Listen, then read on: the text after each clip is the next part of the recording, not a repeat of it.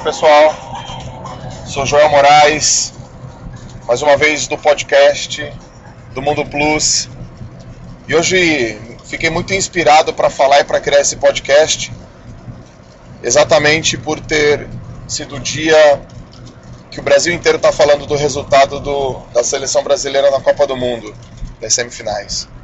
Eu não sei quando você vai ouvir esse podcast, mas eu acabei de fazer, estou fazendo agora, exatamente um dia depois.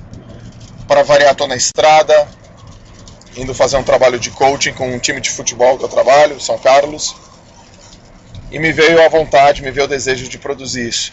Vai ser bem rápido, eu queria colocar minha posição sobre o acontecimento de ontem. Eu não vou comentar sobre o que o povo brasileiro está falando. Eu acredito que o povo brasileiro está falando muita coisa e sem conhecimento, na paixão, na emoção, exatamente o que o futebol promove. E esse não é o objetivo desse post, desse podcast, não é o objetivo dessa fala de agora.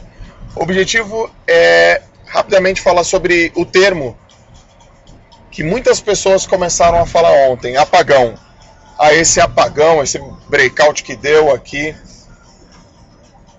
nos jogadores em poucos minutos, em menos de 10 minutos, o jogo já foi decidido e os brasileiros tomaram 4 gols. Esse termo é muito interessante para quem trabalha com esporte, independente de futebol. Eu trabalho com outros esportes também. E estou há muito tempo nesse ramo, estudando bastante o comportamento humano. Qual é a minha posição sobre o que aconteceu ontem? Prática. Ponto final. O brasileiro ele tem uma mania, ele cisma, o brasileiro cisma em colocar o ponto ideal, o ponto de apoio apenas no treinamento físico. Mas na hora que ele vai para o discurso, ele fala, faltou treinamento, faltou treinamento. Eu também concordo, faltou treinamento. A prática deliberada, a prática de 10 mil horas, como alguns autores falam, a prática de 10 anos, a maestria, o engajamento total, ele é decorrente de trabalho árduo, de trabalho duro.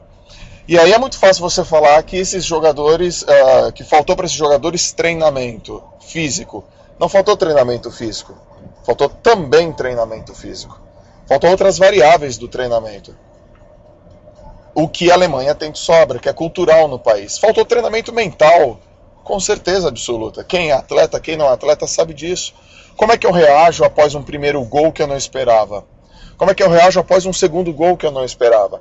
E aí vem lá da arquibancada, vem dos comentaristas, dos sabichões que sabem pra caramba, tem que ficar calmo. Agora, quem ensina esses jogadores ou qualquer atleta no Brasil a ficar calmo? Qual é o programa nacional, de fato, que ensina as pessoas a ficarem calmas? Tem muito livro, muita publicação, muita coisa escrita por aí sobre treinamento, sobre fisiologia, sobre biomecânica e pouca sobre técnicas de como você ficar calmo numa situação de estresse, numa situação de pressão, aonde o componente mental ele é fundamental, determinante para o desempenho. Me fala como que você faz para o seu atleta ou para um atleta ficar calmo. Então você está lá na arquibancada, você está lá em qualquer situação, qualquer modalidade esportiva e vem um grito, fica calmo. Tá, eu sei que eu tenho que ficar calmo, mas eu não pratiquei ficar calmo. Eu não pratiquei ter controle emocional. Eu não pratiquei ter o domínio da situação estressante. E aí algumas pessoas mais habilidosas que outras, autodidatas e que resolvem o problema sozinhas, se destacam. Mas num time, numa seleção, numa proposta de Copa do Mundo feita no Brasil, isso deveria ser inserido no programa de treinamento. Mas também não é só na Copa, né? Não em nadadores, treinadores, futebolistas, ginastas, jogadores de vôlei, jogadores de tênis de mesa, qualquer tipo de atleta, qualquer tipo de comissão técnica, só nas categorias mais avançadas. Isso tem que ser colocado na base. É um programa, é uma proposta a longo prazo. Se a parte mental é determinante no desempenho na hora H, por que a gente não treina isso? Os caras tomaram um gol. E aí? A pressão de 200 milhões de habitantes, todo mundo com a cara pintada, aquela coisa toda. E se alguém grita lá da arquibancada, ou se eles realmente lembram de uma técnica, de um treinamento, de uma prática que eles vêm fazendo durante anos sobre desempenho mental em alto estresse. Como é que eu performo em alto nível em situação estressante? Os caras não sabem fazer isso. E aí você vê um monte de gente chorando, cara pintada, um monte de coisa nas mídias sociais, descabidas. Isso vai continuar. Isso é previsível que vai continuar.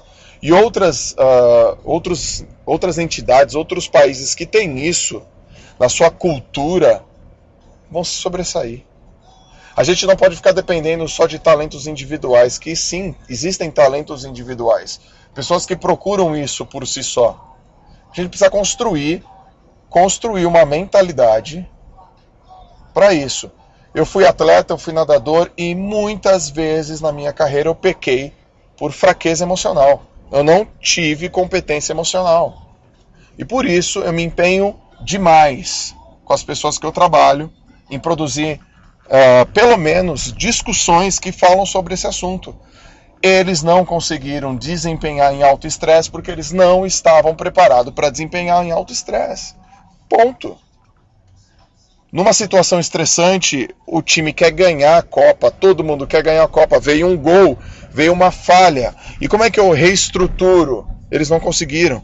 Se você observar o vídeo de muitos atletas, de muitos jogadores, cada vez que eles tomavam um gol, era uma parte do corpo deles que estava sendo cortada, eles não estavam mais. O comentarista da TV desce a lenha, o brasileiro chora, o brasileiro vaia. Então um jogo de futebol, uma partida de futebol em um ano é mais importante que a pátria. Então a própria torcida que vai lá e comparece, ela massacra o time. É altamente cultural e altamente aleijante, aleja o ser humano. Então eu queria colocar essa questão nesse podcast rapidamente para falar que a previsibilidade do resultado de qualquer competição brasileira está nesse programa, está nesse tendão de Aquiles, está nessa criptonita, enfraquece, é muito fraco o ponto emocional. E não basta apenas eu ficar falando aqui. Isso tem que ser algo que absorvido, incorporado por todas as pessoas e ser trabalhado a longo prazo. A questão é, o que você vai fazer como atleta, como treinador, como dirigente, quando a situação não estiver sob seu controle? Como é que você traz o controle de volta? Isso precisa ser ensinado. Porque da mesma forma que eu consigo treinar o meu físico, eu consigo treinar minha mente. E aí eu utilizo horas e horas e horas para treinar físico e sistema tático, mas eu não utilizo quase nada, eu uso minutos para treinar componente emocional em situação de estresse. Essa é a minha opinião. E fica aqui a mensagem, e fica aqui a proposta, fica aqui pelo menos um assunto para ser discutido, para ser abordado em várias outras ocasiões, no podcast do Mundo Plus. Beleza, galera? Espero que gostem, fiquem com Deus.